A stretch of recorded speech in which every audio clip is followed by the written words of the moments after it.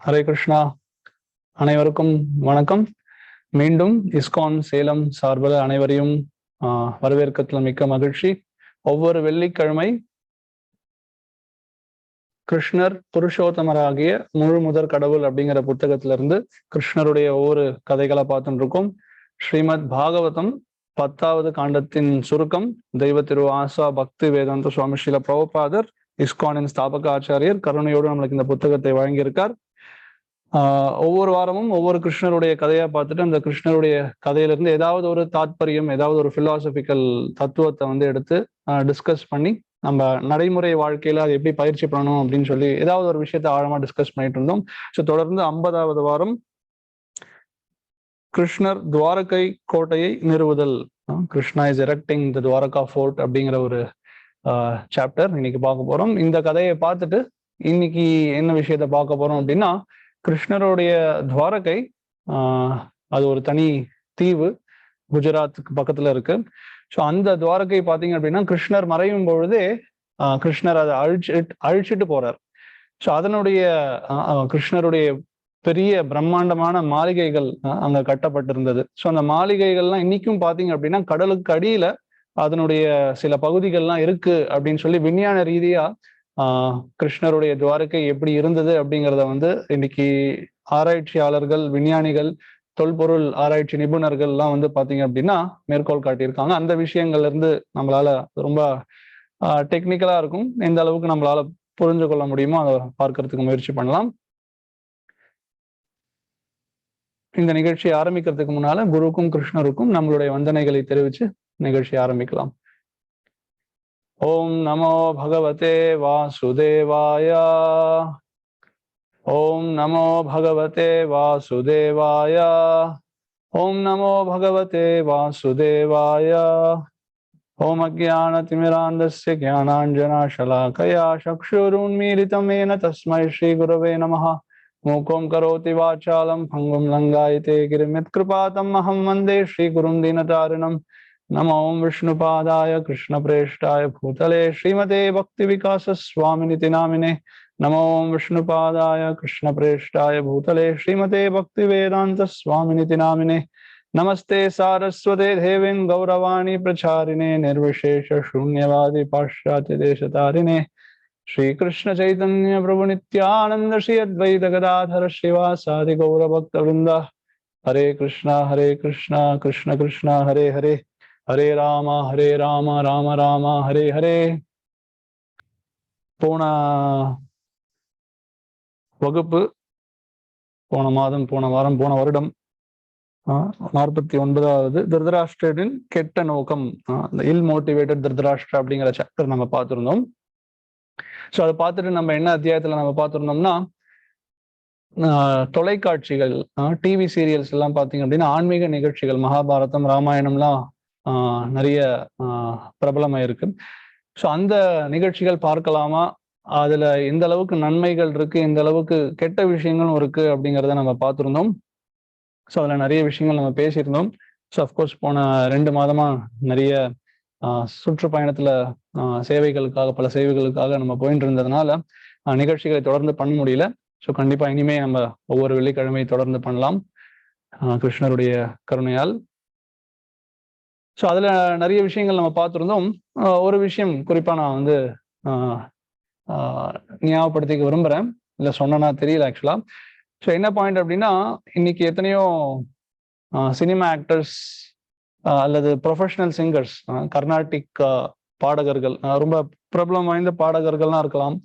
So அவங்க cinema பாட்டும் பாடலாம், பல கச்சேரிகளுக்கு போயிட்டு பல பௌதிக அரசியல்வாதிகள் அல்லது பௌதிக மக்களை புகழ்ந்து பாடுவாங்க. அதே மாதிரி கடவுளையும் புகழ்ந்து பாடுவாங்க. ஸோ அவங்க பாடும்பொழுது அவங்க ரொம்ப பகவான் மேல ஒரு பெரிய அதிக அளவு பிரேமை கொண்டு பாடுற மாதிரி தெரியலாம். இந்த கர்நாடிக் அல்லது அப்கோர்ஸ் நம்ம கர்நாடிக் மியூசிக்கு ஏதோ நம்ம அகெயின்ஸ்டா பேசல. ஆனா அவங்க பாடும்பொழுது கண்ணுல இருந்து தண்ணி வரலாம், அவங்களோட உடலே பாத்தீங்க அப்படின்னா அப்படியே ஆடிட்டு இருக்கலாம், கை கால் முகம்லாம் அசையலாம், என்னென்னமோ பண்ணலாம், பல விதமான பாவனைகளை வெளிப்படுத்தலாம். ரொம்ப ப்ரொஃபஷனலா செய்யலாம்.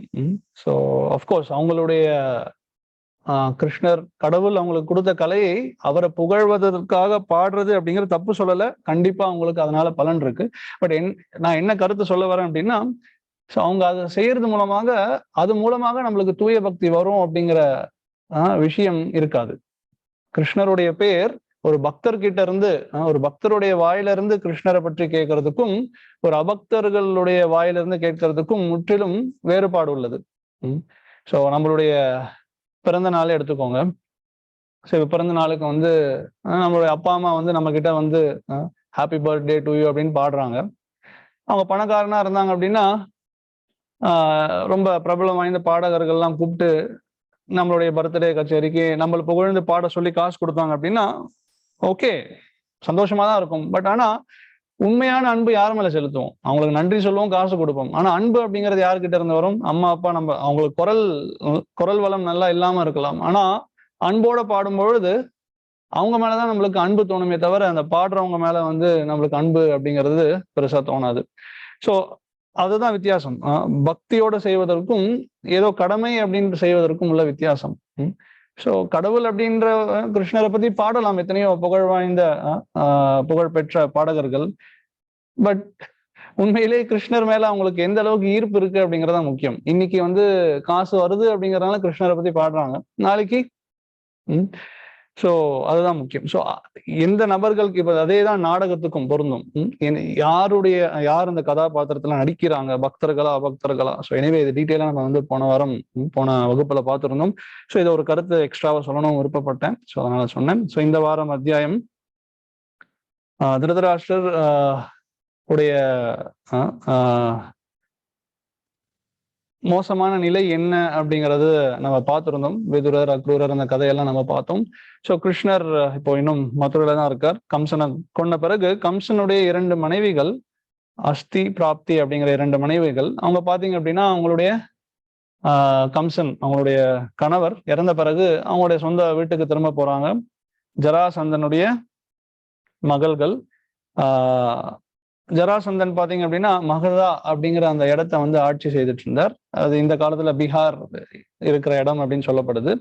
ஸோ ஜராசந்தன் நடந்த விஷயங்களை கேள்விப்பட்ட உடனே ரொம்ப யாதவர்கள் மேல கோபம் வருது. எல்லா யாதவர்களையும் அழிக்கணும் அப்படின்ட்டு முடிவு பண்ணி என்ன பண்றார், தன்னுடைய எல்லா படைகளை எடுத்து மதுராவை அழிக்கணும், கிருஷ்ண பலராமரை கொல்லணும் அப்படிங்கிற ஒரு எண்ணத்துல மதுரை நோக்கி வரார். ஸோ அவருடைய படை பலம் பாத்தீங்க அப்படின்னா என்ன சொல்லப்பட்டிருக்கு அப்படின்னா 13 அக்ஷோஹினிகள். ஒரு அக்ஷோஹினி அப்படின்னா சாஸ்திரத்துல சில இடங்கள்ல சில வேறுபாடுகள் இருக்கு. பட் பொதுவா மகாபாரதத்தை பொறுத்த வரைக்கும் ஒரு அக்ஷோஹினி அப்படின்னா எத்தனை படை வீரர்கள் இருப்பாங்க அப்படின்னா 21,870 ரதங்கள் இருக்கும், 21,870 யானைகள், 65,610 குதிரைகள், 1,09,350 போர் வீரர்கள். அப்கோர்ஸ் இந்த ரதத்துல இருக்கிற போர் வீரர்கள் தவிர இன்னொரு 1,00,000 போர் வீரர்கள். ஸோ இத்தனை பேர் சேர்ந்ததுதான் ஒரு அக்ஷோஹினி அப்படின்னு சொல்லப்படுது. இந்த மாதிரி 13 அக்ஷோஹினிகள் கொண்டு மதுரா நகரத்தை அழிப்பதற்காக ஜராசந்தன் புறப்பட்டான். ஸோ கட்டுக்கதையா இருக்கும்னு நினைக்கிறீங்களா? ஸோ அஃப்கோர்ஸ் இதை பத்தி நம்ம வந்து இதுக்கு முந்தின வகுப்புகள்லேயே பார்த்துருந்தோம். சாஸ்திரம் எந்த அளவுக்கு உண்மையானது, எதுவுமே கட்டுக்கதை கிடையாது, எதுவுமே கற்பனை கதைகள். Mythology according to Indian mythology அப்படின்னு சொல்லுவாங்க. மைத்தாலஜி அப்படின்னா கற்பனை, how you say மைத்தாலஜி, கற்பனை கதைகள். அக்கார்டிங் டு இந்தியன் மைத்தாலஜி, இந்தியர்களுடைய கற்பனை கதைகளை பொறுத்த வரைக்கும் கிருஷ்ணர் இத்தனை வருஷத்துக்கு முன்னால இந்த கதைகள் இந்த இடத்துல செய்தார். ஸோ இதனுடைய வாதத்தை வந்து பல வகுப்புகள்ல பார்த்திருப்போம். பட் இன்னைக்கு குறிப்பா அந்த துவாரகா அப்படிங்கிற அந்த கதையுமே வந்து நம்ம சாஸ்திரத்துல இருந்து கேட்கிறோம். சாஸ்திரத்துல 5000 வருஷத்துக்கு முன்னால கிருஷ்ணர் துவாரகையை உருவாக்கினார் அப்படிங்கிற கதை இன்னைக்கு தொல்பொருள் ஆராய்ச்சி மற்றும் பல விதமான ஆராய்ச்சிகள் மூலமாக எப்படி விஞ்ஞானிகள் உண்மை அப்படின்ட்டு காட்டுறாங்க அப்படிங்கிறத நம்ம பார்க்க போறோம். ஸோ அது மட்டும் இல்லாம எல்லா விஷயங்களும்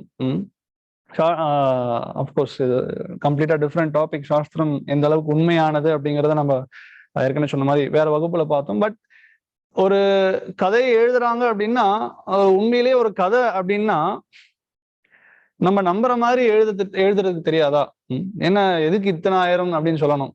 மதுரா நகரத்திலேயே இத்தனை ஆயிரம் இருப்பாங்களா அப்படின்னு தெரியாது, நீங்க யோசிக்கலாம். மதுரா இவ்வளவு சின்ன இடம் தானங்க, இத்தனை பேர் அழிக்கிறதுக்கு வர முடியுமா, முதல்ல உள்ள நுழைய முடியுமா அப்படின்னு கேட்கலாம். ஸோ பகவானுடைய ஆன்மீக சக்திகள். ஸோ அவர் இருக்கும் பொழுது மகாபாரதம் எடுத்துக்கோங்க, கோடிக்கணக்கான போர் வீரர்கள் பங்கு பெற்றாங்க. அழிந்தவர்கள் அப்படின்னு பார்த்தாலே 66 கோடி போர் வீரர்கள் மடிந்தார்கள் மகாபாரதத்துல. இந்தியாவுடைய ஜனத்தொகையே 130 கோடி ஏதாவது. 66 கோடி ஜனங்கள் மகாபாரதத்துல போர் அப்படிங்க குருக்ஷேத்திரத்தில் நடந்தது அப்படின்னு சொல்றாங்க. அது எப்படி குருக்ஷேத்திர என்ற இடமே வந்து இந்தியாவில ஒரு புள்ளி மாதிரி. ஸோ அந்த பகுதியில இத்தனை கோடி பேர் எப்படி சண்டை போட்டாங்க அப்படின்னா, பகவானுடைய சக்தியில அந்த இடமானது, அவருடைய இடமானது விரிவாக்கப்படும். இந்த மாதிரி எத்தனையோ விஷயங்கள் பேசிட்டே போலாம். அது எப்படி நம்மளால புரிந்து கொள்ள முடியும்? ஆன்மீகம் அப்படிங்கிறது பௌதிக புலன்களுக்கு அப்பாற்பட்ட விஷயங்கள். எல்லாத்தையுமே நம்மளுடைய கணக்கு பிரகாரம் புரிஞ்சுக்கணும் அப்படின்னா சாத்தியம். அதனால ஆன்மீகம்ன்றது கதை அப்படின்றது வெறும் கட்டுக்கதை கிடையாது. அதனுடைய தத்துவம் விஞ்ஞானம் அப்படிங்கிறது விஞ்ஞானத்தின் அடிப்படையில தான் இருக்கு. பட் நம்மளுடைய விஞ்ஞானம் அப்படிங்கிறது சிறிதளவு தான். அவர் லாஜிக் இஸ் லிமிடெட், அவர் நாலேஜ் இஸ் லிமிடெட். ஸோ எனவே நம்ம பார்க்கலாம். ஸோ கிருஷ்ணருடைய சக்திகள் எண்ணற்றது. ஸோ அவர் நினைச்சார் அப்படின்னா என்ன வேணா செய்ய முடியும். அவருடைய வெறும் ஜஸ்ட் பை ஹிஸ் வில், அவருடைய எண்ணம், வெறும் அவருடைய நினைச்சாலே பகவானால இத்தனை உலகங்களை சிருஷ்டிக்க முடியும். எத்தனை பிரபஞ்சங்கள், எத்தனை அண்டங்கள், millions of planets, galaxy, stars, இது எல்லாமே வந்து எவ்வளவு பெரிய அண்டங்கள் மிதந்துட்டு இருக்கு காத்துல. எப்படி இவ்வளவு விஷயத்தை படைச்சு காத்து அதை உருவாக்கி இருக்க முடியும்? பகவான் எங்கேயுமே வந்து பெரிய கம்பெனி வச்சுக்கிட்டு கஷ்டப்பட்டு பிளான் பண்ணி சிந்தி வாஷ் இதெல்லாம் செய்யறது கிடையாது. வெறும் அவருடைய எண்ணத்தாலேயே இவ்வளவு சக்திகள், பல சக்திகள் இருக்கு. எல்லா சக்திகளும் அவருடைய ஆசைகள் என்ன அப்படிங்கிறத புரிஞ்சுக்கிட்டு அதுக்கேற்ற மாதிரி பல விதமான செயல்பாட்டுகள்ல ஈடுபட்டு இருக்கு. ஸோ அத்தனை சக்திகள் கொண்ட பகவானால எதையும் சாதிக்க முடியும். ஸோ அதனால நம்ம படிக்கிற சில இடங்கள்ல இது எப்படி நம்மளுடைய புத்திசாலித்தனத்துக்கு புரிஞ்சுக்கிறது அப்படிங்கிற ஒரு கேள்வி வரும்பொழுது இந்த ஒரு கருத்தை நம்ம புரிஞ்சுட்டாலே போதும், நம்ம எல்லா விஷயத்தையும் தெளிவா புரிஞ்சுக்கலாம். ஸோ இப்போ அவர் என்ன பண்றார், யாதவர்களுடைய தலைநகரமா மதுரா இருந்தது, நம்மளுக்கு தெரியும். உக்ரசேனர் கிருஷ்ணர் அவரை வந்து பிரதிஷ்டை செய்தார் கம்சன் அழிச்ச பிறகு. ஸோ கிருஷ்ணர் உடனே வந்து மதுரை வாசிகளுக்கு இருக்கிற அந்த கஷ்டத்தை புரிஞ்சுக்கிட்டு என்ன பண்றார், ஜராசந்தனை அழிக்கட்டுமா அல்லது எல்லா போர் வீரர்களை அழிக்கட்டுமா, இல்ல ஜராசந்தனை வெறும் கைது செய்துட்டு அப்புறம் நம்ம விடுவிச்சிடலாமா அப்படின்லாம் யோசிக்கிறார் என்ன பண்ணணும் அப்படின்னு சொல்லி. ஸோ இத்தனை அஃப்கோர்ஸ் இன்னொரு விஷயம் என்ன அப்படின்னா, இத்தனை பேரை கிருஷ்ணர் கொன்னாரா அப்படின்ற கேள்விக்கும் ஆச்சாரியர்கள் ரொம்ப தெளிவா பதில் சொல்றாங்க. அத்தனை பேரை கொன்னு எல்லாருக்கும் மோட்சத்தையும் கொடுத்தார். அத்தனை அசுரர்களை அழிக்கப்பட்டாங்க. எல்லா அசுரர்கள் அசுர பரித்ராணாய சாதுனாம் விநாசாய சதுஷ்கிருதம் தர்ம சம்ஸ்தார்பணார்த்தாய சம்பவாமி யுகே யுகே. பக்தர்களை காத்து அசுரர்களை அழித்து தர்மத்தை நிலைநாட்டுவதற்காக யுகந்தோறும் நான் அவதரிக்கிறேன் அப்படின்னு சொல்லி கிருஷ்ணர் கீதையில சொல்றாரு இல்லையா.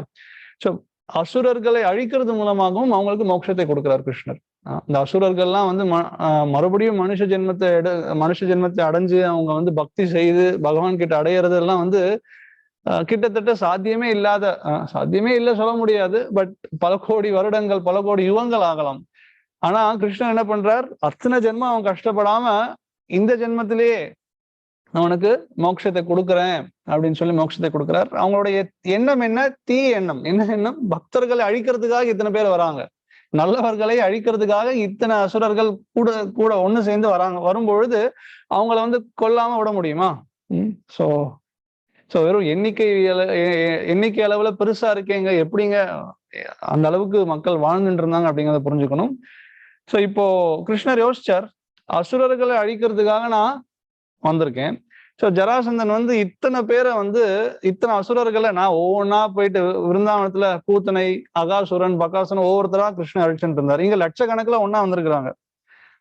ஸோ கிருஷ்ணன் யோசிச்சார், நம்ம வேலையை கம்மி பண்றாரு இவரு, நல்லா இருக்கு.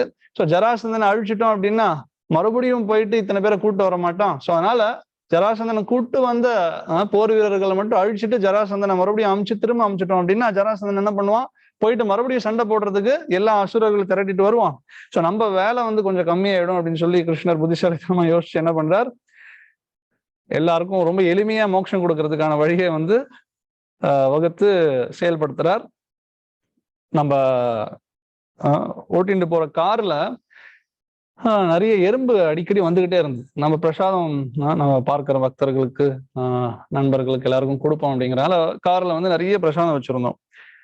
ஸோ அந்த பிரசாதத்தை பாதுகாத்து வைக்கணும்னு நினைச்சோம்னா ஒரு நாள் கூட கேப் இல்லைனாலும் எறும்பு வந்துடுது, 1 மணி நேரம் கேப் இருந்தாலும் எறும்பு வந்துடுது. சரி என்ன பண்றது அப்படின்னு சொல்லி அஃப்கோர்ஸ் நம்மளுடைய கூகுள் யூடியூப் சேனல்ல போட்டு பார்க்கும்பொழுது ஒருத்தர் ஏதோ ஒரு கெமிக்கல் பேரை சொல்லி என்ன சொன்னார் அப்படின்னா, அதை மட்டும் நீங்க வச்சீங்க அப்படின்னா எல்லா எறும்பும் ரொம்ப பிரியத்தோட வந்து சாப்பிடும், சாப்பிட்ட உடனே செத்து போயிடுமா அப்படின்னா அவன் என்ன சொன்னா சாவாதான். ஸோ அதை எடுத்துட்டு போயிட்டு உள்ள இருக்கிற எல்லா எறும்புக்கும் அதை வந்து அஃப்கோர்ஸ் அதை வந்து பாதுகாத்து ஸ்டோர் இட் சேமிச்சு வைக்கும் இல்லையா. ஸோ அந்த குறிப்பிட்ட உணவு அதுக்கு ரொம்ப பிரியமா இருக்குமா, எல்லா எறும்பு வருமா, உள்ள எத்தனை ஆயிரக்கணக்கான எறும்பு இருக்கு தெரியாது, எல்லா எறும்புக்கும் எடுத்துட்டு போயிட்டு இது கொடுக்குமா, கொடுத்து எல்லாரும் சாப்பிட்ட பிறகு ஒரு 4-5 நாட்கள் கழிச்சு அது வேலை செஞ்சு எல்லாம் செத்து போயிருமா. ரொம்ப ஒரு கொடுமையான ஒரு தீர்வு தான் அது. ஸோ அஃப்கோர்ஸ் நம்ம அதை ஃபாலோ பண்றது இல்லை. எறும்பு சாக் பீஸ் இருக்கு இல்லையா, அந்த சாக் பீஸ் போட்டு நடுவில் ஸ்வீட் வச்சோம், எறும்பும் வரது கிடையாது, பிரசாதத்துக்கு எந்த பாதிப்பும் இல்லை, எந்த எறும்பும் சாவும் கிடையாது. ஸோ பட் ஆனா அவனுடைய அசுரத்தனமான எண்ணம் பாருங்க, உள்ள இருக்கிற எறும்பு சாவணும், இங்க வந்து சாவர எறும்பு மட்டும் பத்தாது. இப்ப இங்க வந்து ஏதோ விஷம் வச்சு ஒரு 100 எறும்பு வந்து சாப்பிடுது அப்படின்னு வச்சுக்கோங்க, 100 எறும்பு மட்டும் தான் செத்து போகும், உள்ள ஆயிரக்கணக்கில் இருக்கும் இல்லையா. ஸோ அவங்க எந்த அளவுக்கு அசுரர்கள் வந்து ரொம்ப திட்டம் போட்டு எல்லா எறும்பை கொல்றதுக்காக வழியை வகுத்தாங்களோ, அஃப்கோர்ஸ் இங்க கிருஷ்ணர் ரொம்ப கருணையோட எல்லா அசுரர்களை அழிக்கிறதுக்கு ஒரு நல்ல திட்டம் போடுறார். ஸோ அந்த திட்டம் போட்டு இருக்கும்பொழுது என்ன ஆகுறது, கிருஷ்ண பலராமர் அங்க நிக்கிறாங்க. வைகுண்டத்துல இருந்து 2 ரதங்கள், அற்புதமான ரதங்கள் கீழே இறங்கி வருது. அதுவாவே இல்லை, அதோடைய ஓட்டுநர்கள், அதுல இருக்கிற எல்லா விதமான டெக்னாலஜிஸ், அதுல இருக்கிற எல்லா ஆயுதங்கள் எல்லாமே வந்து ஃபுல் லோடடா வந்து ஸோ வைகுண்டத்துல இருந்து இறங்கி வருது. ஸோ கிருஷ்ண பலராமர் அதை பார்த்த உடனே அதுல தாருகா, நம்மளுக்கு தெரியும் கிருஷ்ணருடைய தேரோட்டி, ஸோ தாருகாவும் இறங்கி வரார். ஸோ உடனே அவங்களுடைய சங்கம் வந்து முழங்குறாங்க. எல்லா அசுரர்களுக்கும் பயம் வருது.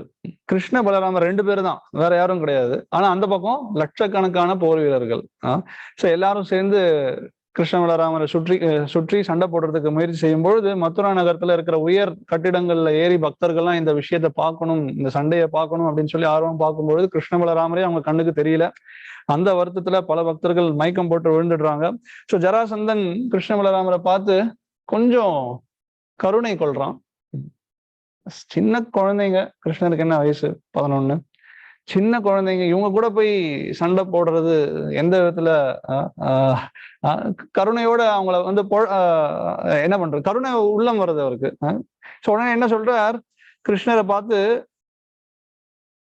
புருஷோத்தமா அப்படின்ட்டு கிருஷ்ணரை பத்தி அவன் சொல்றான். என்ன அர்த்தம் அப்படின்னா, மனிதர்கள்லயே ரொம்ப கீழ்நிலை உள்ளவன். ஆனா ஆச்சாரியர்கள் அதனுடைய அர்த்தத்தை வந்து வேறு விதத்துல வியாக்கியானம் கொடுத்து என்ன சொல்றாங்க அப்படின்னா, யார் ஒருத்தர் மற்ற நபர்களை கீழே தள்ளுவாரோ அவர் தான் வந்து புருஷோத்தமா. ஸோ மறைமுகமா ஜராசந்தன் கிருஷ்ணரை புகழ்ந்தான் அப்படின்னு சொல்லி ஒரு கருத்தை சொல்றார். ஸோ ஜராசந்தனுக்கு ஒரு விதத்துல ரொம்ப என்ன சொல்றது, அசிங்கப்படுறானா, அஷேம்டு, வெக்கப்படுறான். என்ன அப்படின்னா, கிருஷ்ணர் பாத்தீங்க அப்படின்னு 3 காரணங்களை முன் வைக்கிறான். கிருஷ்ணர் வந்து தன்னுடைய சொந்த உறவினர்களே கொன்னவன். கிருஷ்ணர் வந்து ஒரு சத்திரியனே கூட கிடையாது. சின்ன வயசுல இருந்து அவனை பதுக்கி வளர்த்துருக்காங்க வைசிய குடும்பத்துல. வைசியனா சத்திரியனா எந்த ஒரு தெளிவும் கிடையாது, எந்த ஒரு பயிற்சி எடுத்தவன் கிடையாது, தன்னுடைய சொந்த உறவினர்களை கொன்னவன் இவன் கிட்ட போய் சண்டை போடுறதா, குழந்தை மாதிரி இருக்கான் அப்படின்னு சொல்லி பல காரணங்களை முன் வச்சு கொஞ்சம் அசிங்கப்படுறான். ஸோ இருந்தாலும் வேற வழி இல்லை இல்லையா, நான் சண்டை போட்டு தானே ஆகணும். ஸோ எங்க அசுரர்கள் உடனே பிரபுபாதர்னு சொல்லிட்டு அசுரர்களுடைய குணத்தை பாருங்க. அவனுடைய சொந்த தவறை வந்து அவனுக்கு புரியாம மற்றவன் மேல இருக்கிற பேரளவு தவறு தான். கிருஷ்ணர் மேல எந்த தவறும் கிடையாது. மற்றவன் மேல இருக்கிற குறையை தான் அவன் கண்டுபிடிப்பான். அவனுக்கு ஆயிரக்கணக்கான குறை இருக்கு. அவனுடைய சொந்த புலனின்பத்துக்காக மற்ற பக்தர்கள் அழிக்கிறதுக்காக வந்திருக்கான். சோ ஜராசந்தன் பலராமரை பார்த்து என்ன சொல்றான், கொஞ்சம் பொறு மகனே, கூடிய சீக்கிரம் உன்னை சொர்க்கலோகத்துக்கு அனுப்புறேன் அப்படின்னு சொல்லி. ஏன்னா போர் போட்டு அதுல யாராவது தோல்வி அடைஞ்சாலும் அவங்களுடைய இலக்கு சொர்க்கம் அப்படின்னு சொல்லி கீதையிலையும் நம்ம பார்த்திருக்கோம். சோ கிருஷ்ணர் உடனே என்ன பதில் சொல்றார், வீரர்கள் ரொம்ப பேச மாட்டாங்க, முதல்ல செயல்பாட்டுல ஏதாவது காட்டு அப்படின்னு சொல்லி கிருஷ்ணர் இன்னும் அவங்களுடைய கோபத்தை அதிகப்படுத்துறார். சோ கிருஷ்ண பலராமர் அவங்க 2 பேரும் அவங்களுடைய ரதத்துல பாத்தீங்க அப்படின்னா, கிருஷ்ணருடைய ரதத்துல கருடனுடைய சின்னமும், பலராமருடைய ரதத்துல பனைமரம், பாம் ட்ரீஸ், அந்த சின்னங்களும் பொறிக்கப்பட்டிருக்கு.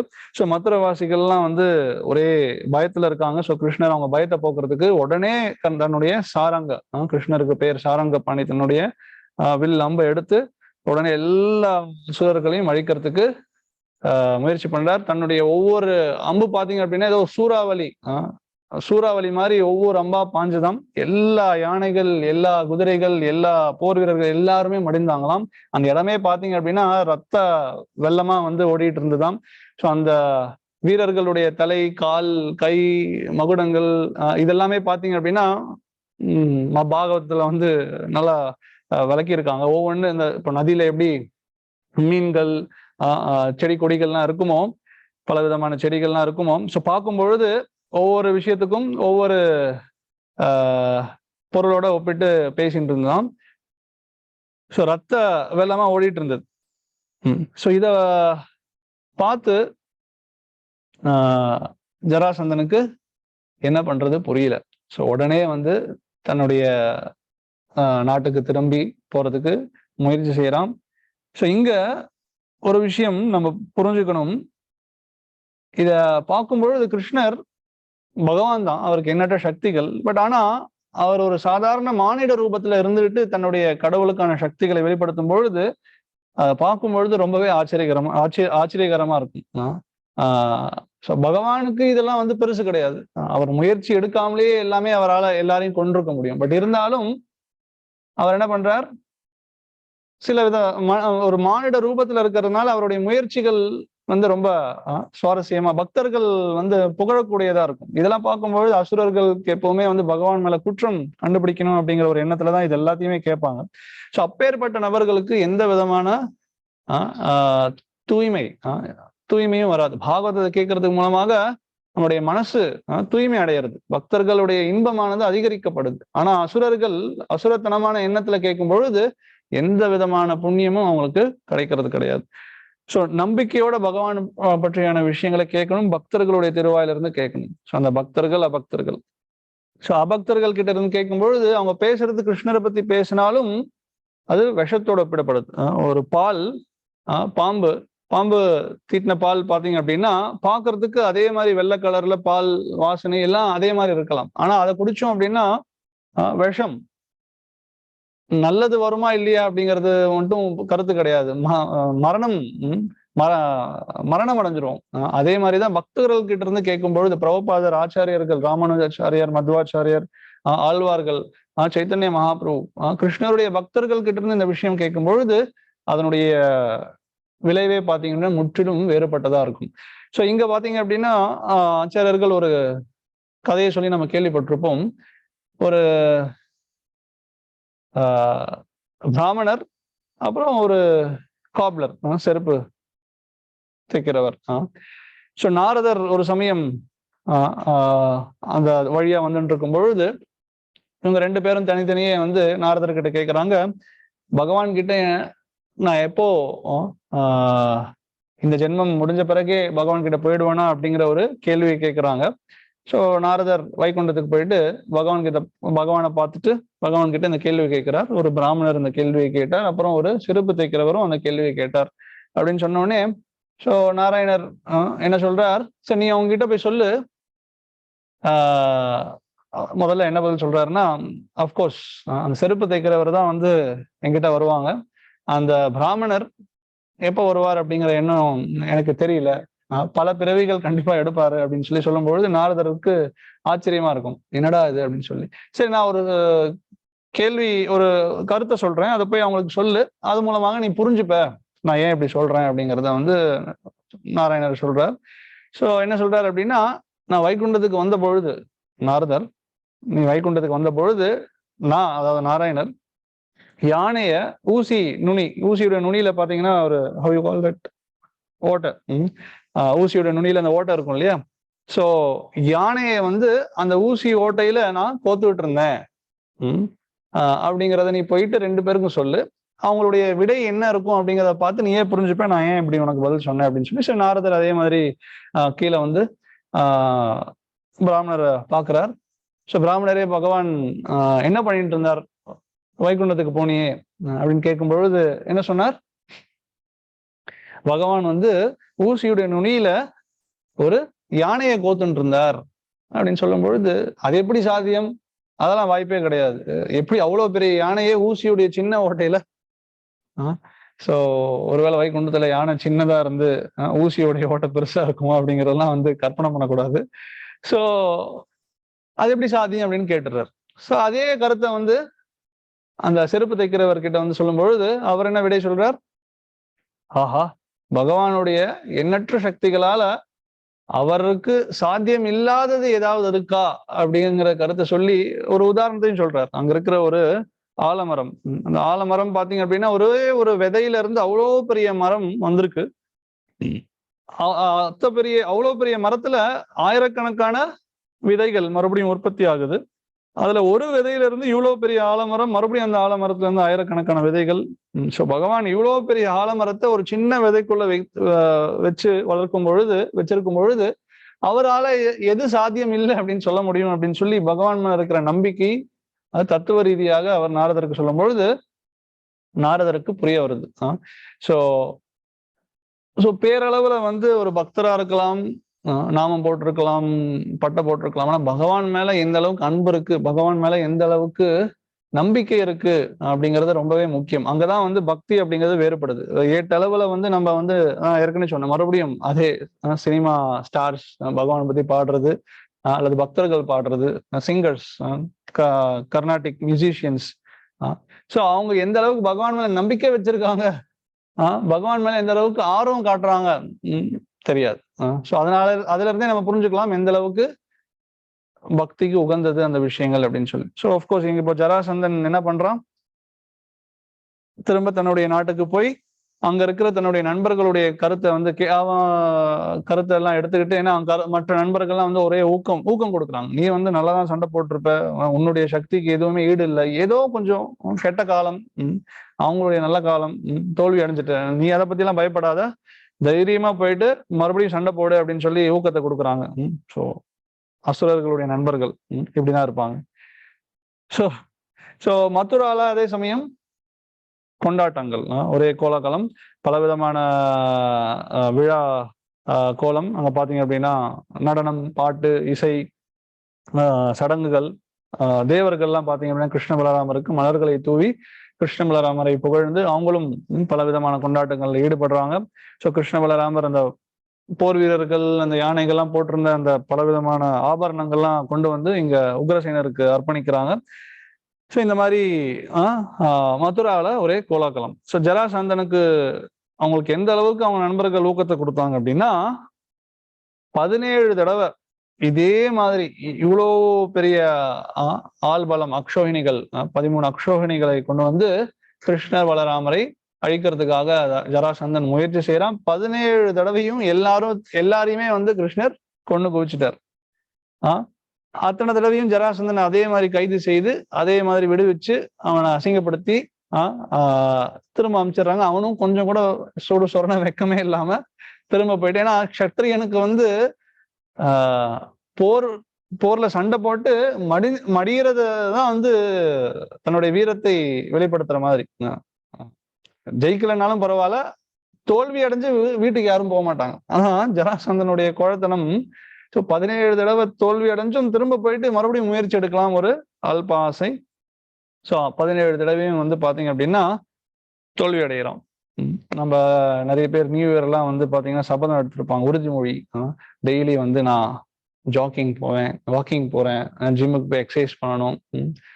So December Christmas holidays, new year டிஸ்கவுண்ட்லாம் வந்து பாட்டால போயிட்டு 5000 ரூபா கொடுத்து shoes socks 2 set shoes socks எல்லாம் வாங்கிட்டு ஃப்ரெண்ட்ஸுக்கெல்லாம் வந்து என்ன ஜிபிஎஸ் ரூட், அப்புறம் அந்த ட்ராக் ஓடும் ஜாக்கிங் போகும்போது அந்த காஸ்டியூம்ஸ், அப்புறம் பார்த்தீங்க அப்படின்னா அந்த மொபைல் வச்சுக்கிறதுக்காக ஒரு ஸ்பெஷல் சாக்கெட்லாம் இருக்கு, அதெல்லாம் வாங்கிட்டு எல்லாம் ரெடி ஆகிட்டு ஜனவரி 1, 2, 3 2 கிலோமீட்டர், 1 கிலோமீட்டர், 1/2 கிலோமீட்டர், இப்போ டிவி பார்த்துட்டு லேஸ் பொட்டேட்டோ சிப்ஸ் சோஃபால படுத்துக்கிட்டே பொட்டேட்டோ சிப்ஸ் சாப்பிட்டுக்கிட்டு அந்த ஷூ எல்லாம் பார்த்தீங்கன்னா அப்படியே தூசி படிஞ்சு அப்படியே உள்ள பூஜை பண்ணி வைக்க வேண்டியதுதான். ஸோ இந்த மாதிரி பல உறுதிமொழிகள் ஜராசந்தனை பார்த்தாச்சும் நம்ம கத்துக்கணும். ஒரு கேவலமான ஒரு விஷயமா இருந்தாலும், ரொம்ப ஒரு அசுரத்தனமான ஒரு விஷயம் இருந்தாலும் எந்த அளவுக்கு உற்சாகத்தோட முயற்சி செய்யறான். பக்தர்களுக்கு வந்து உண்மையான விஷயம் கிடைச்சிருக்கு, ஆனா அவங்க வந்து உற்சாகமா இருக்கிறது கிடையாது. அசுரர்கள்லாம் பார்க்கலாம், போலி பகவானை வந்து கும்பிட்டு இருக்காங்க, ரொம்ப உற்சாகமா வந்து பாடி புகழ்ந்து பேசிட்டு இருக்காங்கன்னா கிருஷ்ணருடைய நாமம் முழுமுதற் கடவுளுடைய விஷயங்களை பத்தி நம்மளுக்கு வந்து தெரியப்படுத்திருக்காங்க ஆச்சாரியர்கள். இதெல்லாம் தெரிஞ்சுக்கிட்டு ஆனா நம்ம வந்து உற்சாகம் இல்லாம சில சமயம் பாத்தீங்க அப்படின்னா பக்தியில ஈடுபடுறது கிடையாது. அது துரதிருஷ்டவசம். ஸோ பக்தர்கள் உற்சாகமா தோல்வி அடைஞ்சாலும் பரவாயில்ல, பக்தியில தோல்வி அப்படிங்கறதே இல்லை அப்படிங்கிறத உணர்ந்து பௌதிகவாதிகள் ஒரு ரொம்ப ஒரு அதாவது மதிப்பே இல்லாத ஒரு விஷயத்துக்கு அந்த அளவுக்கு தீவிரமான முயற்சிகள் ஈடுபட்டு இருக்கும் பொழுது பக்தர்கள் எந்த அளவுக்கு பக்தியில உற்சாகத்தோடு முயற்சி செய்யணும் அப்படிங்கிறத புரிஞ்சுக்கணும். ஸோ 18வது முறையா ஜராசந்தன் மறுபடியும் மதுரா வந்து அழிக்கணும் அப்படிங்கிற முயற்சியில வரும்பொழுது அங்க வேற ஒரு அசுரனும் கூட சேர்ந்து வரான். யாரு அப்படின்னு பாத்தீங்கன்னா யவனர்களுடைய ஒரு ராஜா, காளியாவனா அப்படின்றது அவனுடைய பெயர். யதுகுலத்தினுடைய சக்திகள், அவங்களுடைய ஐஸ்வர்யங்களை கேட்டு அவனுக்கு அந்த எதுகுலத்தையே அழிச்சு அதை வந்து வெற்றி கொள்ளணும், அவங்கள வெற்றி கொள்ளணும் அப்படிங்கிற ஒரு ஆர்வம் அவனுக்கு வந்து தோன்றுது. அவன் மதுரை நகரத்துக்கிட்ட வந்து வாழ்ந்துட்டு இருந்தான். விஷ்ணு புராணத்துல ஒரு கதை, கர்கமுனி நம்மளுக்கு தெரியும். கர்கமுனியுடைய ஒரு உறவினர். ஸோ அவர்கிட்ட வந்து நகைச்சுவையா ஏதோ ஒரு விஷயத்த பேசும்பொழுது எதுகுலத்தினுடைய ராஜாக்கள் கர்கமுனியை பார்த்து சிரிச்சிடுறாங்க. ஸோ உடனே கர்கமுனி கோபம் அடைஞ்சு என்ன சொல்றார்,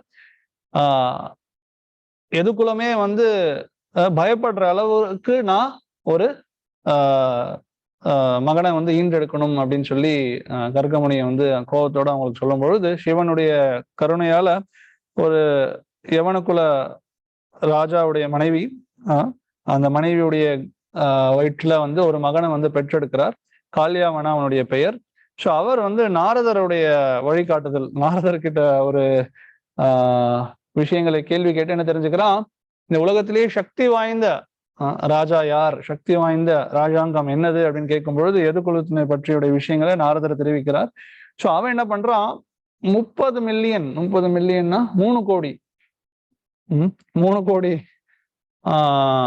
அசுரர்கள், அப்கோர்ஸ் இராணுவ வீரர்களோட சேர்ந்து கிருஷ்ண பலராமர் அழிக்கிறதுக்காக மதுரையை நோக்கி இதே சமயம் ஜராசந்தன் 18வது தடவை ஒரு பக்கம் முயற்சி எடுத்துட்டு இருக்கான். இந்த பக்கம் காளியாவனா வந்து பாத்தீங்க அப்படின்னா கிருஷ்ணன் அழிக்கிறதுக்கு 3 கோடி போர் வீரர்களை கொண்டு மதுரை அழிக்கிறதுக்கு வராங்க. இந்த உலகத்துல சைனா, அமெரிக்கா, இந்தியா, நம்மளுடைய இராணுவ பலத்தை சைனாலே பாத்தீங்கன்னா ரொம்ப பெரிய இருக்கிறதுலே பெரிய இராணுவ வீரர்களுடைய எண்ணிக்கை இருக்கு அப்படின்னு சொல்றாங்க. ஸோ அது பாத்தீங்க அப்படின்னாலே 30 லட்சம் பேர் தான் எவ்வளவு சேர்த்தாலும் அவங்க சொல்ற கணக்கு பிரகாரம். ஆனா இங்க வந்து காளியாவனா 3 கோடி போர் வீரர்களோட மதுரை அழிக்கிறதுக்காக வரான். ஸோ ஒரு பக்கம் ஜராசந்தன், இன்னொரு பக்கம் காளியாவனம், 2 பேரும் சேர்ந்து மதுரையை தாக்குறதுக்கு வரும்பொழுது கிருஷ்ணர் உடனே என்ன யோசிக்கிறார், இது ரொம்ப உகந்த சூழ்நிலை கிடையாது, நம்மளுடைய பக்தர்களுக்கு இது பாதுகாப்பான இடம் கிடையாது. அப்கோர்ஸ் அவர் நினைச்சாருன்னா 2 பேரையுமே அழிச்சிடலாம். பட் ஆனா அவருக்கு துவாரகா நகரத்தை உருவாக்கணும் அப்படிங்கிற ஒரு ஆசை கிருஷ்ணருக்கு. ஸோ இந்த வாய்ப்பை பயன்படுத்தி ஒரு அற்புதமான ஒரு நகரம், ஸோ அதாவது அந்த நகரத்துக்கு ரோட்வேஸ் சே அதாவது நான் கடல்ல ஒரு அற்புதமான நகரத்தை உற்பத்தி செய்து அதுல என்னுடைய பக்தர்களை பாதுகாப்பா வச்சுட்டேன் அப்படின்னா, சோ நடைபாதையில வந்து கூட யாரும் அந்த நகரத்தை வந்து துன்புறுத்த முடியாது, என்னுடைய பக்தர்களுக்கு எந்த விதமான துன்பம் வராது சொல்லி கிருஷ்ணன் என்ன பண்றார், துவாரகா அப்படிங்கிற ஒரு துவாரா அப்படின்னா நுழைவாய்கள், துவாரகா அப்படின்னா பல விதமான பல நுழைவாய்கள் இருக்கு, ஆனா யாருமே உள்ள வர முடியாது. அதுதான் வந்து அதுல இருக்கிற ஆச்சரியமான ஒரு விஷயம். இன்னைக்குமே பாத்தீங்க அப்படின்னா, அப்கோர்ஸ் நான் ஏற்கனவே சொன்னேன், அந்த துவாரகா அப்படிங்கிறது கிருஷ்ணர் மறைஞ்ச உடனே கிருஷ்ணருடைய என்ன விருப்பத்தால அது அழிக்கப்படுது. ஸோ அதனுடைய விஷயங்கள் தான் வந்து இன்னைக்கு அதனுடைய சில பொருட்கள், துவாரகா நகரத்துல இருந்து சில பொருட்கள், சில பாத்திரங்கள், சில கல்வெட்டுகள், சில கட்டிடங்கள், சில கட்டிடங்கள்லாம் அதே அளவு கிடையாது, 5000 வருஷத்துக்கு முன்னால இருந்தது இல்லையா, சில கற்கள். ஸோ அது எல்லாத்தையுமே வந்து தொல்பொருள் ஆராய்ச்சி நிபுணர்கள், விஞ்ஞானிகள்லாம் வந்து இன்னைக்கு எடுத்து காட்டி துவாரகை அப்படிங்கிறது இருந்திருக்கு அப்படின்னு சொல்லி இன்னைக்கு விஞ்ஞான ரீதியாகவும் கிருஷ்ணருடைய துவாரகையை பற்றி சொல்லியிருக்காங்க. ஸோ அதை நம்ம வந்து கடைசியாக நம்ம பார்க்கலாம். ஸோ துவாரகா எந்த அளவுக்கு பெரிதானது அப்படின்னா, அந்த நகரத்தை சுத்தி முதல்ல ஒரு கோட்டையை சுத்தி எப்படி அந்த மதில் சுவர், கரெக்ட், த ஹியூஜ் வால், அந்த சுவர் எந்த அளவுக்கு அந்த சுவரினுடைய சுற்றளவு சர்க்கம்ஃபரன்ஸ் இருந்தது அப்படின்னா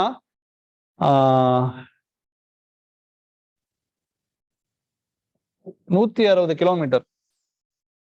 அந்த மதில் சுவருடைய சுற்றளவு 160 கிலோமீட்டர் இருந்தது. அப்ப யோசிச்சு பாருங்க எந்த அளவுக்கு பெரிய நகரம் அப்படின்னு சொல்லிட்டு.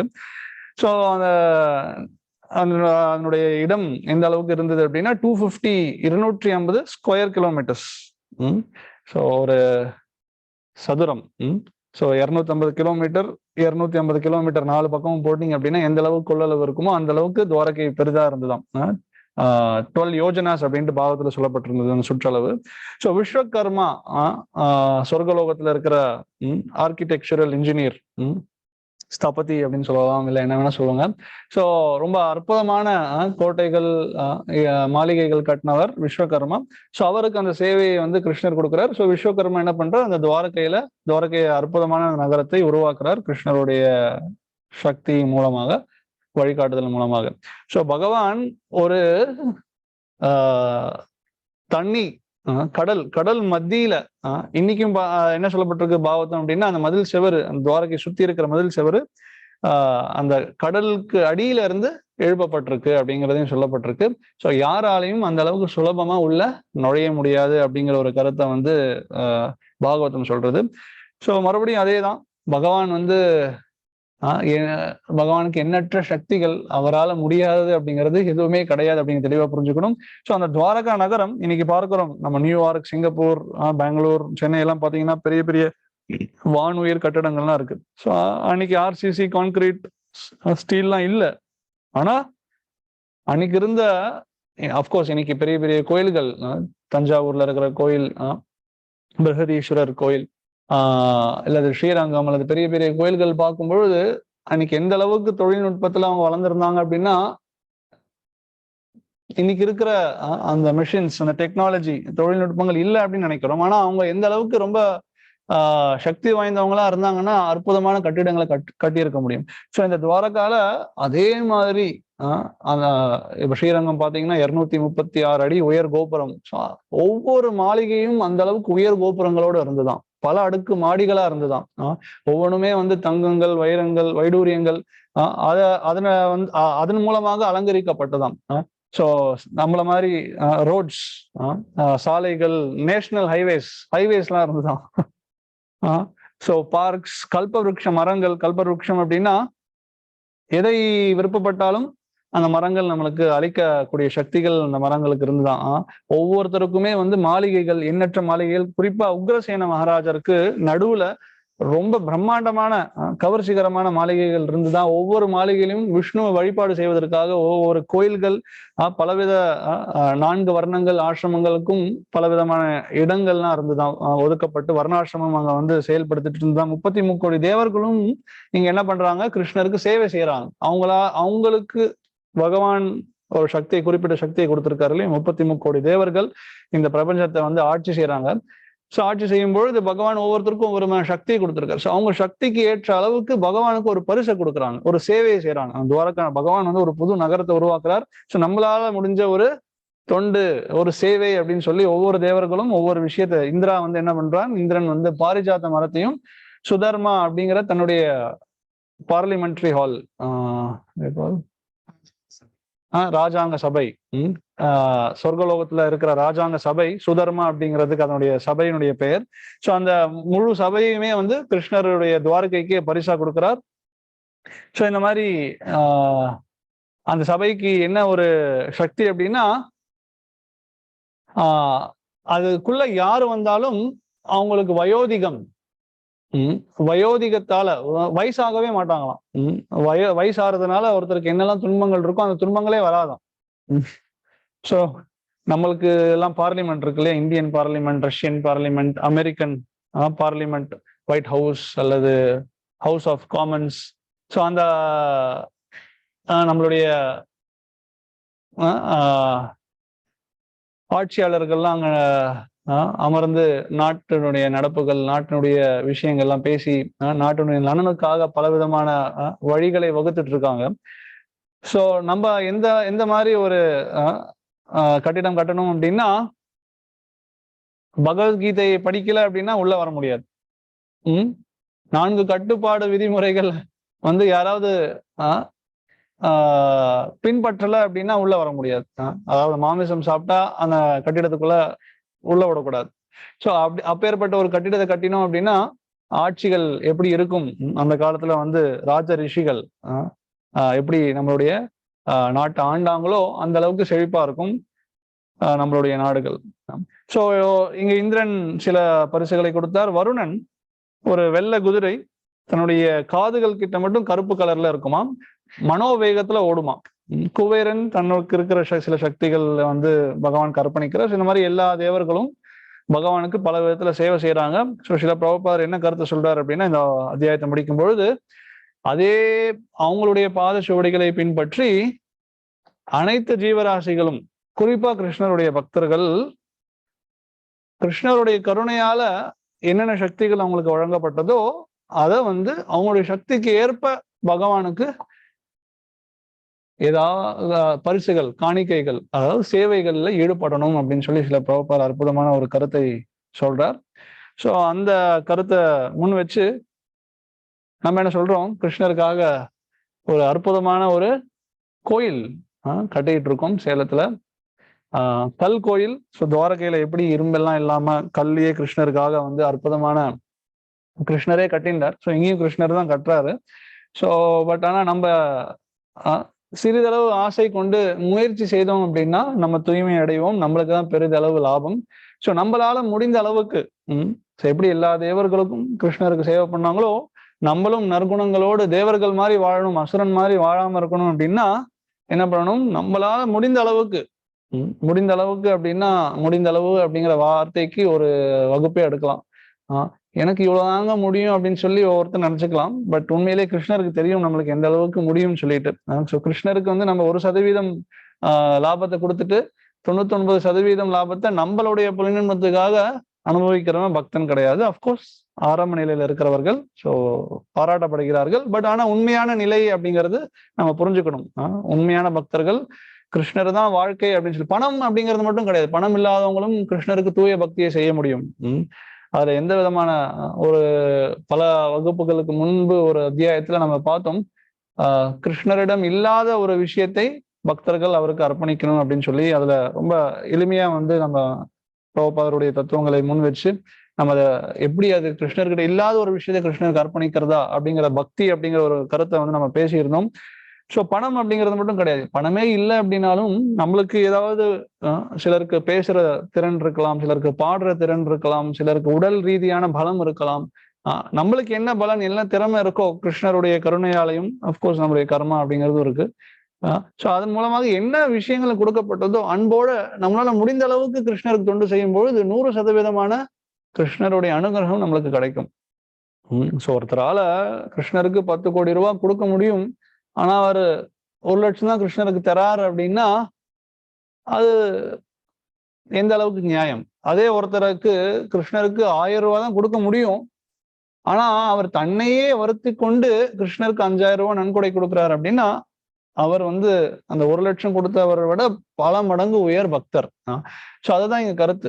எனக்கு வந்து கிருஷ்ணருக்கு பணம் கொடுக்கறதுக்கு ஒண்ணுமே இல்லை, பரவாயில்ல. ஒரு 1/2 மணி நேரம் கிருஷ்ணருக்காக ஒதுக்க முடியுமா? நான் கூலி வேலை தான் செய்யறேன், சாப்பிடுறதுக்கு எனக்கு வழி இல்லை, பரவாயில்ல. ஸோ கஷ்டப்பட்டுட்டு வீட்டுக்கு வந்துட்டு நியூஸ் பார்க்கறது, இல்லை ஃபேஸ்புக்கில் சேட் பண்றது, வாட்ஸ்அப் அது இது அப்படின்னு சொல்லி என்னுடைய நேரத்தை வந்து தவறான வழியில வந்து ஈடுபடாம அந்த 1/2 மணி நேரத்தை வந்து கிருஷ்ணருடைய சேவையில ஈடுபடுத்தி பிரபுபாதருடைய புஸ்தகங்கள் எடுத்துட்டு போயிட்டு 4 பேருக்கு விநியோகம் செய்து அதன் மூலமாக நிறைய பக்தர்களுக்கு அதன் மூலமாக அவங்களுக்கு நன்மையை செய்து அவங்க மூலமாக கிருஷ்ணருக்கு பல விதமான உயர்ந்த சேவைகள்ல ஈடுபடணும். ஸோ இதுல இது தெளிவாக புரிஞ்சுக்கணும். ஸோ பக்தி அப்படிங்கிறது என்ன? ஸோ கிருஷ்ணருக்கு நம்மளுடைய இஸ்கான் சேலம் யூடியூப் சேனல்ல போனீங்க அப்படின்னா பார்க்கலாம். ரொம்ப பிரம்மாண்டமான அற்புதமான கிருஷ்ணருக்கு ஒரு மாளிகை கட்டின்னு இருக்கும். எல்லா பக்தர்களும் சேர்ந்து ஆச்சாரியர்களுடைய அனுகிரகத்தால கிருஷ்ணருடைய கருணையால இது நடந்துட்டு இருக்கு. ஸோ எல்லா மக்களுடைய பல நன்கொடையாளர்களுடைய உதவி மூலமாகவும் இது நடந்துட்டு இருக்கு. ஸோ இன்னும் நிறைய பேர் இன்னும் அதிகமாக செய்யணும், இன்னும் பல பேர் இதனுடைய சேவையில ஈடுபடுத்தணும். ஸோ அந்த மாதிரி விஷயங்களை ஈடுபடுத்தும் பொழுது இப்போ நியூ நார்மல் சொல்லி புதுசு புதுசா வந்து பல விதிமுறைகளை தினசரி போட்டுக்கிட்டே இருக்காங்க இல்லையா? New normal, new normal. புது நார்மல் அப்படின்னா என்ன? இதுக்கு முன்னால நார்மல் அப்படின்னா 10 பேர் சேர்ந்து ஒரு வீட்டுல அனுபவிக்கலாம். ஆனா இன்னைக்கு சோசியல் டிஸ்டன்ஸ் 6 அடி தூரம் இருக்கணும், இதுதான் வந்து புது நார்மல் அப்படின்னு சொல்றாங்க. ஸோ ஆனா நம்ம வந்து புது வைகுண்டம் கிருஷ்ணருக்காக இங்க உற்பத்தி செஞ்சுட்டு இருக்கோம். கிருஷ்ணருடைய கருணை, புது வைகுண்டத்தை உருவாக்கிட்டு இருக்கோம். ஸோ அந்த புது வைகுண்டத்தை வந்து உற்பத்தி செய்யறதுக்கு யாரெல்லாம் வந்து முன் வரீங்களோ, நம்மளுக்கு இந்த புது கட்டுப்பாடுகள் அப்படிங்கிற பேர்ல நியூ நார்மல்னா நியூ சஃபரிங், புது விதமான சோதனைகள், புது விதமான கட்டுப்பாடுகள். ஸோ ஏன் இத்தனை கஷ்டங்கள்?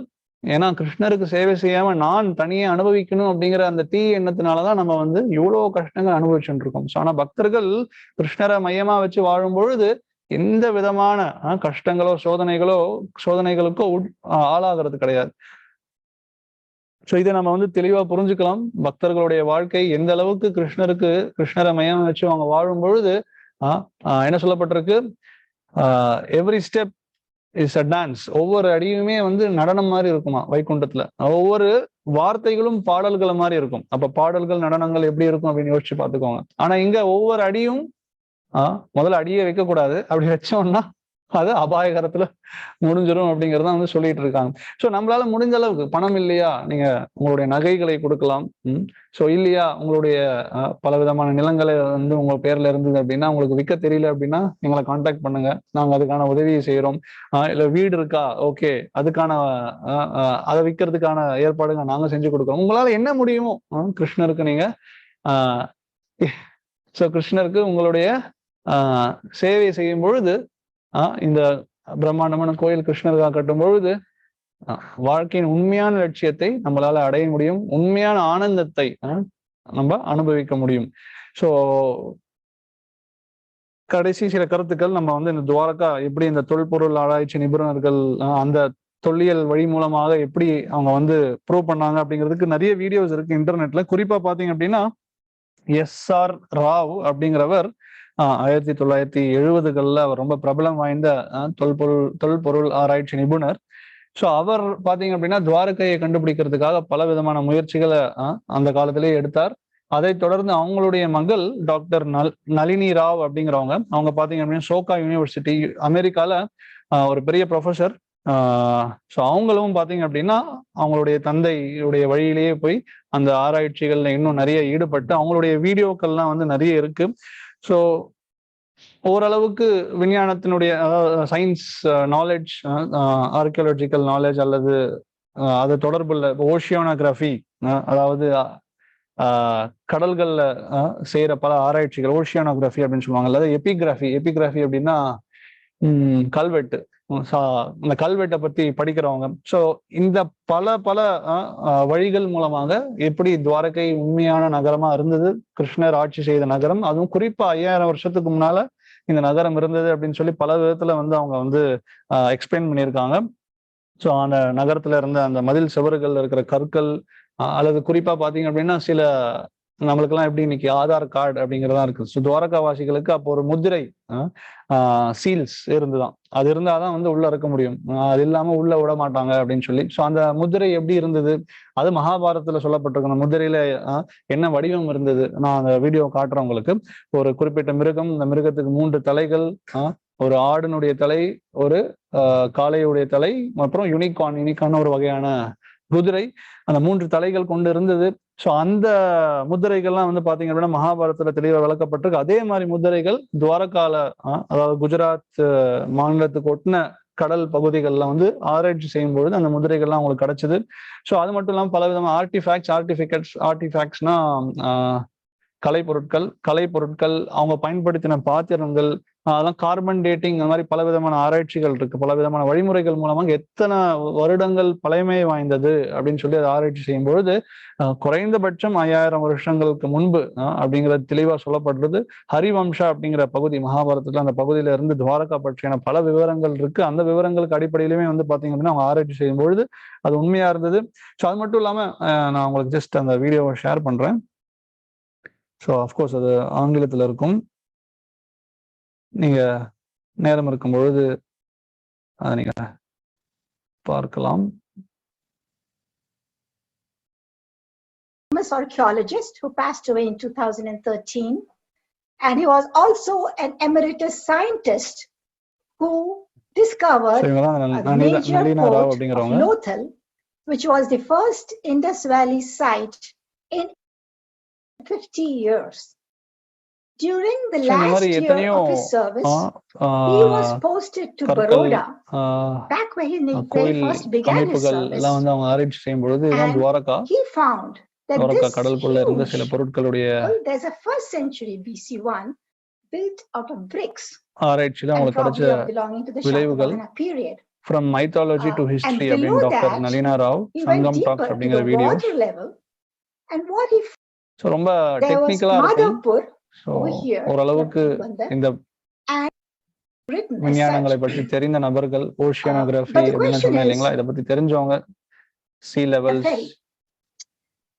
அவங்களுக்கு பார்க்கறதுக்கு இது சுவாரஸ்யமா இருக்கும். தெரியாதவர்களுக்கு கொஞ்சம் புரிஞ்சுக்கிறது கஷ்டமா இருக்கலாம். All by myself to learn about underwater archaeology. This angular triangular anchor stone, okay, is used for large seal, contains இதுதான் வந்து அந்த முத்திரை நான் சொன்னேன் இல்லைங்களா, engraved shell. It was on a conch identity card. இப்போ இந்தியாவுக்கு ஒரு சின்னம் இருக்கோ அதே மாதிரி துவாரகாவுக்கு இருந்த ஒரு சின்னம் இது. சோ இந்த மாதிரி தான் இருந்துதான். And it consisted 3 தலைகள் ஒரு மிருகத்துக்கு, animal with 3 heads, namely a bull, a unicorn, and a goat. Now, animals, கல்வெட்டுக்கள்ல இருந்த விஷயங்கள் என்ன அப்படிங்கறத படிச்சு பார்க்கும்போது மகாபாரத நிறைய விஷயங்கள் அவங்க தெரிஞ்சுக்கிறாங்க. இந்த மாதிரி எத்தனையோ விஷயங்கள் அந்த கோட்டையினுடைய அந்த செவருடைய சர்க்கம்ஃபரன்ஸ் நான் சொன்னேன் இல்லையா, பல பொருட்கள் அவங்களுக்கு வந்து கண்டெடுக்கப்படுது. ரொம்ப ஆச்சரியமான விஷயம். இன்னைக்கு விஞ்ஞானிகளே வந்து இதை ஏத்துக்கிறாங்க. அப்கோர்ஸ் அவங்க ஏத்துக்கிறாங்களோ இல்லையோ அதை வச்சு நம்ம வந்து கடவுளை ஏத்துக்கிறது கிடையாது. பட் இன்னைக்கு அவங்களும் சில உண்மைகளை புரிஞ்சு கொள்ளும் பொழுது மக்களுக்கு நம்ம எடுத்து சொல்றோம். அவ்வளவுதான். மகாபாரதத்துல structures that were found here, there were structures and enclosure.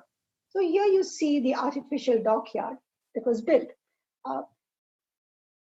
And King Revata, being a very kind king, gave him some place over here to establish as a discipline in universities. The Lost City of Dwarka அப்படிங்கிற ஒரு புத்தகத்தை வந்து அவர் எழுதியிருக்கார். So ரொம்ப these glass boats ஆழமா வந்து இந்த விஷயங்களை நீங்க புரிஞ்சுக்கணும்னு நினைக்கும்போது இந்த வீடியோ நீங்க பாருங்க. of Indian culture. So Dr. S.R. Rao Memorial Foundation அப்படின்னு சொல்லி அவங்க நடத்திட்டு இருக்காங்க. அந்த அவங்களுடைய மகள் பாத்தீங்க அப்படின்னா அதை இன்னும் தொடர்ந்து நடத்திட்டு வந்துட்டு இருக்காங்க.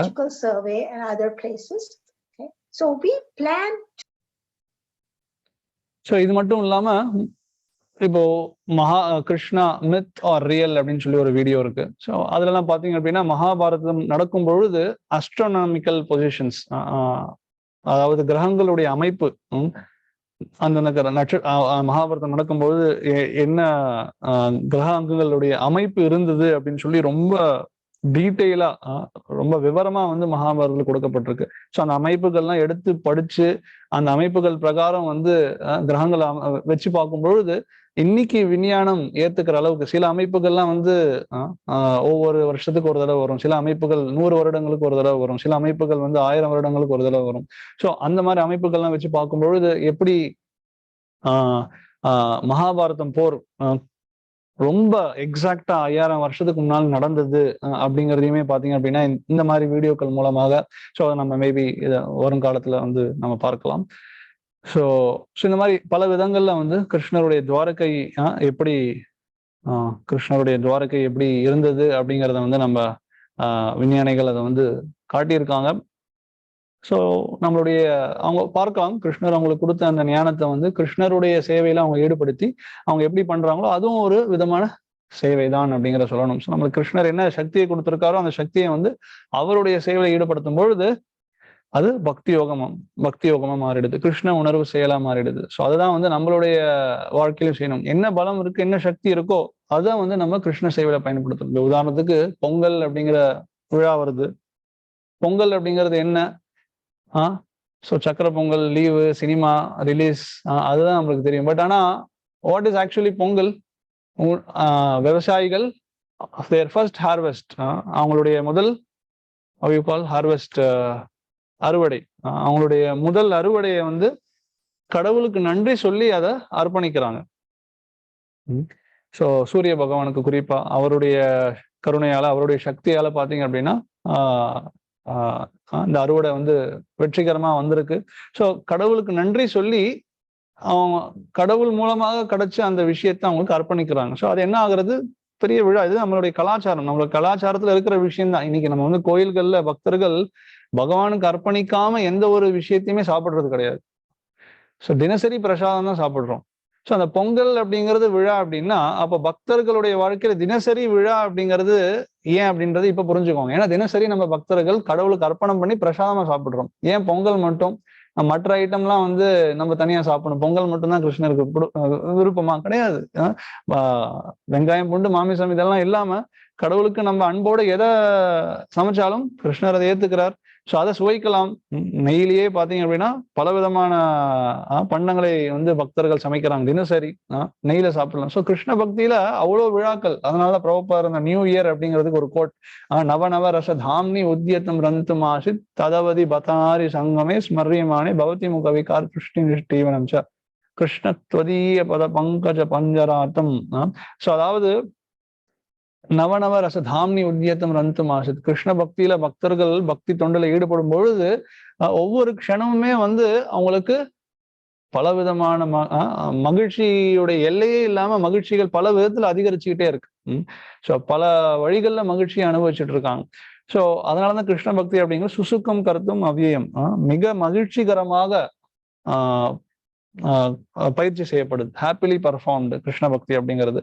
ஸோ வெளித்தோட்டத்துல பார்க்கும்பொழுது பக்தர்கள் இவ்வளவு கட்டுப்பாடுகளோட வாழறாங்களே, அவங்களுடைய வாழ்க்கை வழிமுறைகள்லாம் வந்து ரொம்ப சிரமமா இருக்குமே, கஷ்டமா இருக்குமே அப்படின்னு நினைச்சாலும் ஆத்ம சந்தோஷம் அப்படிங்கிறது ஒரு பக்தனுக்கு இருக்கிறதுனால அவனால ரொம்ப எளிமையா இந்த சிற்றின்பங்களை விட முடியும். ஸோ இந்த பொங்கல் அப்படிங்கிற நம்ம கலாச்சாரத்துல என்னங்க, பகவானுக்கு எனக்கு கிடைச்ச அந்த முதல் விளைவுல முதல் பகுதி அவருக்கு நான் அர்ப்பணிக்கிறேன், நன்றி சொல்றேன் அப்படிங்கிறதுதான்.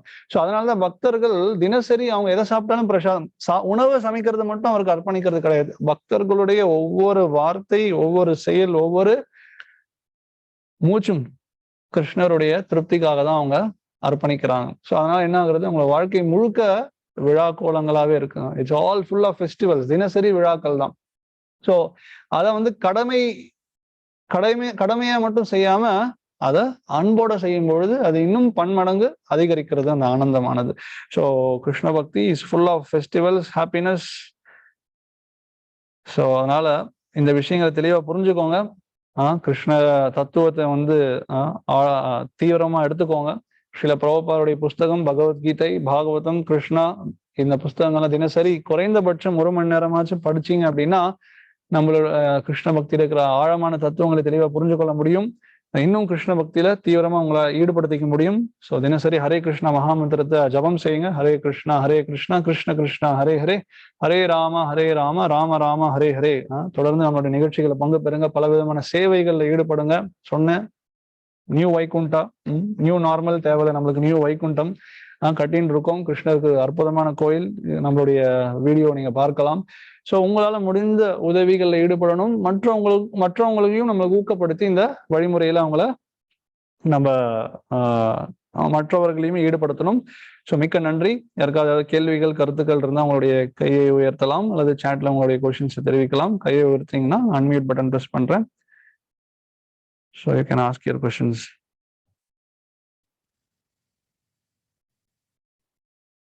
ஓகே, சாட்ல ஒரு கொஸ்டின் ஒவ்வொன்றா நம்ம பார்க்கலாம். Arumugam Prabhu, is Jarasandhan a Nitya Suri who has come down to play a role in Krishna's Leela?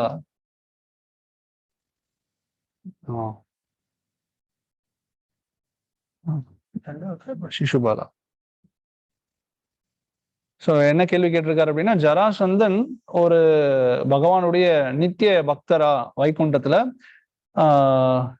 கிருஷ்ணருடைய சேவையில இந்த மாதிரி ஈடுபடுவதற்காக அவர் வைகுண்டத்திலிருந்து வந்தாரா அப்படிங்கிற ஒரு கேள்விய ஒரு பக்தர் கேட்டிருக்கார்.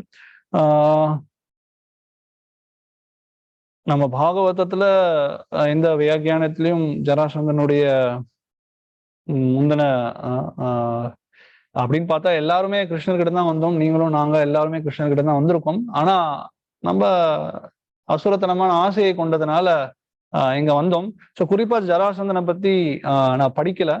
ஏதாவது கொடுக்கப்பட்டிருக்கா அப்படின்னா நம்ம பாகவதத்துல கொடுக்கப்படலை, வேற ஏதாவது சாஸ்திரத்துல கொடுக்கப்பட்டிருக்கா அப்படிங்கறத நமக்கு மேபி பார்த்தா தெரியலாம். ஸோ இந்த குறிப்பான பதில் என்னால இப்ப சொல்ல முடியாது, நம்ம பார்த்து வேணா தெரிஞ்சுக்கலாம். பட் ஆனா எனக்கு தெரிஞ்சு அது இருக்கிறதுக்கு வாய்ப்பு இல்லை. ஏன்னா அந்த மாதிரி இப்ப ஜெயன் விஜயன் அசுரர்களா வராங்க. ஹிரண்யாக்ஷா, ஹிரண்யகஷிபு, ராவணா, கும்பகர்ணா, தண்டவக்ரா, சிசுபாலா. ஸோ சிசுபாலன் மற்றும் தண்டவக்ரன், அதுவும் ஒவ்வொரு தடவையும் சிசுபாலன் ஜெயன் விஜய் கிடையாது.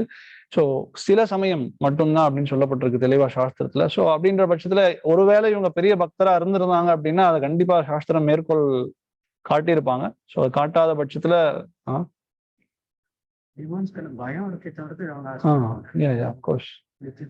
வைகுண்டத்துல அசுரர்கள் கிடையாது அப்படிங்கறத தெளிவா புரிஞ்சுக்கணும். எனக்கு தெரிஞ்சு இருக்கிறதுக்கு வாய்ப்பு இல்லை. எனிவே, ரமேஷ்ன்றவங்க வேற ஒரு கேள்வியை கேட்டிருக்காங்க. ஹரே கிருஷ்ணா பிரபு, ஆத்மா இதயத்தில் இருக்கிறதா? இதயம் மாற்று அறுவை, ஹார்ட் டிரான்ஸ்பிளான்டேஷன் பத்தி கேட்டிருக்கார். ஸோ இதயம் மாற்று அறுவை சிகிச்சை போது இருந்த உடலின் இதயத்தை வேறு ஒருவருக்கு எப்படி இணைக்கிறாங்க? ஸோ சாஸ்திரம் என்ன சொல்லப்பட்டிருக்கு அப்படின்னா, இதயத்தினுடைய இதயத்துல அப்படின்னு குறிப்பா சொல்லாம பல உபநிஷத்துகள்ல பல நிலைகள்ல இந்த விஷயத்த விவாதிச்சிருக்காங்க. ரொம்ப ஆழமா போற அளவுக்கு நம்மளுக்கு திறனும் கிடையாது. ஸோ எக்ஸாக்டா சொல்லலாம், இதயத்துக்குள்ள அப்படிங்கிறத விட இதயத்தினுடைய இடத்துல இருக்கு அப்படிங்கிறத சொல்லலாம். ஸோ இப்போ ப்ரோபார் எத்தனை சொல்லியிருக்காரு, ஒரு கார் ஓட்டின்னு இருக்காங்க, டிரைவர் ஒரு ஆத்மா அப்படின்னா, இப்போ டிரைவருடைய சீட்டை மாத்துறாங்க அப்படின்னா டிரைவர் கொஞ்சம் நவுந்துப்பாரு, சீட்டை மாத்தினோன்னா சீட்ல உட்காந்துப்பாரு. ஸோ ரொம்ப பிசிக்கலா நம்ம எடுத்துக்கணும் அவசியம் இல்லை. இருக்கலாம், இதயத்துல கண்டிப்பா கிருஷ்ணர் இருக்கார், ஆத்மா அங்கதான் இருக்கு அப்படின்னு சொல்லப்பட்டிருக்கு. பட் அது பல நிலைகள்ல சாஸ்திரம் விவாதிச்சிருக்கு. இந்த விஷயத்த புரிஞ்சுக்கிறது ரொம்பவே கஷ்டம்தான். பட் ஹிருதயத்தை மாத்தின பிறகும் அவர் ஒரே உணர்வோட செயல்படுத்திட்டு இருக்காரு இல்லையா? ஸோ அதுல இருந்தே புரிஞ்சுக்கணும் வேற ஆத்மாலாம் கிடையாது அப்படிங்கிறத. ஸோ அதே நபர் அதே உணர்வோட தொடர்ந்து செய்யும் பொழுது அதே ஆத்மா தான் அந்த உடல்ல இருக்கு அப்படிங்கறத தெளிவா புரிஞ்சுக்கலாம். ஸோ இந்த ரீஜன் ஆஃப் ஹார்ட், ஸோ ஒருவேளை பிசிக்கலா இன்சைட் த ஹார்ட் அப்படின்னு எடுத்துக்கிட்டாலும் ஸோ பகவானுடைய சக்திகள் அது சரிவர செயல்பட்டுக்கும். அதை பத்தி நம்ம கவலைப்பட வேண்டாம். வேற ஏதாவது கேள்விகள் கருத்துக்கள் யாருக்காவது ஏதோ கேள்விகள் கருத்துக்கள் இருந்தா கையை உயர்த்தலாம். கிருஷ்ணா மித் ஆர் ரியல் அப்படிங்கிற ஒரு வீடியோவும் இருக்கு, அதுவும் நீங்க யூடியூப்ல சர்ச் பண்ணி பார்க்கலாம். நிறைய விஷயங்கள் இதை தொடர்பா நீங்க தெரிஞ்சுக்கலாம். ஸோ அஃப்கோர்ஸ் அந்த மேற்கோள் காட்டின சில விஞ்ஞானிகள் முழுமையான பக்தர்கள் கிடையாது தான். பட் அவங்க சொல்ற எந்த அளவுக்கு அவங்க சொல்ற எல்லா விஷயங்களும் உண்மை அப்படிங்கிறது தெரியாது. பட் ஏறத்தாழ அவங்க சொல்றது எல்லாமே வந்து சாஸ்திரத்தோட ஒத்து போயிருக்கு அப்படிங்கறத நான் சொல்லுவேன். ஸோ இது தொடர்ந்து நிறைய பக்தர்கள் இதை விஞ்ஞான அதாவது those who have very scientific background about these subject matters, யாருக்கெல்லாம் இந்த விஷயங்களுக்கு பின்னால தத்துவ ரீதியான ஞானம் இருக்கும், அவங்க நிறைய ஆராய்ச்சிகள் செய்திருக்காங்க இதை பற்றி. ஓகே, வேற ஏதாவது கருத்துக்கள்? ஸோ வேற எதுவும் கருத்துக்கள் இல்லை அப்படின்னா நம்ம நிகழ்ச்சியை இதோட முடிச்சுக்கலாம். அனைத்து பக்தர்களுக்கும் மிக்க நன்றி. தொடர்ந்து சில பிரபுபாவுடைய புஸ்தகங்கள் தினசரி படிங்க. ஹரே கிருஷ்ண மகாமந்திரத்தை வந்து ஜபம் செய்யுங்க. ஓகே, வேற ஒரு கொஸ்டின். சக்கரபாணி தாஸ், எஸ் சுகந்த் அப்படிங்கிறவங்க ஒரு கொஸ்டின் ஒரு கமெண்ட் கொடுத்துருக்காங்க நினைக்கிறேன். Sorry, one second. Chakrapani Das Prabhu has been given surplus evidence about Dwaraka. Now he is conducting courses regarding it. If anybody wants to join, it's free. Yes, Chakrapani Prabhu நம்மளுடைய ISKCON பக்தர், சென்னையில தான் இருக்கார். So அவர் இது தொடர்பாக நிறைய ஆராய்ச்சிகள் ஈடுபட்டிருக்கார். ரொம்ப சயின்டிஃபிக்கா வந்து இந்த விஷயங்களை வந்து அவர் எக்ஸ்பிளைன் பண்ணியிருக்கார் விஞ்ஞான ரீதியில. ஸோ விருப்பம் இருக்கிறவங்க அவருக்கு நிறைய வகுப்புகளை ஆன்லைன்ல எடுத்துட்டு இருக்கார் இலவசமா. நீங்க அதுல பங்கு பெறலாம் அப்படிங்கிற கருத்தை சொன்னார். மிக்க நன்றி. தேங்க்யூ சுகந்த். ஹரே கிருஷ்ணா கிருஷ்ண கிருஷ்ணா ஹரே ஹரே, ஹரே ராம ராம ராம ஹரே ஹரே. கந்தராஜ் ஸ்ரீமத் பாகவதம் கி ஜாய், ஸ்ரீல பிரபுபாத கி ஜாய். ஹரே கிருஷ்ணா.